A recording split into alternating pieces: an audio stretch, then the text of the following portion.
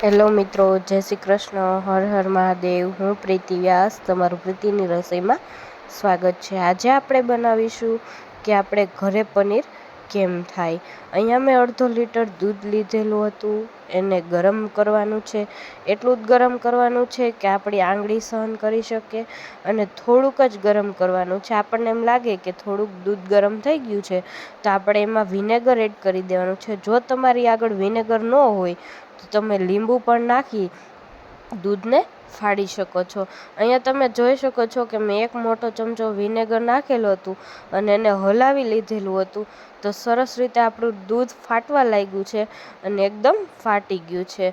સરસ રીતે દૂધ આપણું ફાટી જાય ત્યારબાદ આપણે કોટનનો એક કપડું લેવાનું છે, એને પાથરી દેવાનું છે, અને એમાં આપણે જે આપણું પનીર બની ગયું હતું એને એમાં કાઢી લેવાનું છે, અને 2-3 વખત ઠંડા પાણીથી સરસ રીતે સાફ કરી લેવાનું છે, અને ત્યારબાદ ટાંગી દેવાનું છે. અથવા તો તમે એને ટાંગવાનું શું કામ, કે એક જગ્યાએ બાંધવાનું શું કામ, કે જેમ કે થોડું ઘણું પણ પાણી જે રહી ગયું હોય એ નીકળી જાય. અથવા તો તમે આવી રીતે હું જેમ નિતારું છું એમ પણ તમે નિતારી શકો છો. આવી રીતે સરસ રીતે નિતારી તમે જોઈ શકો છો કે આપણું પનીર તૈયાર છે.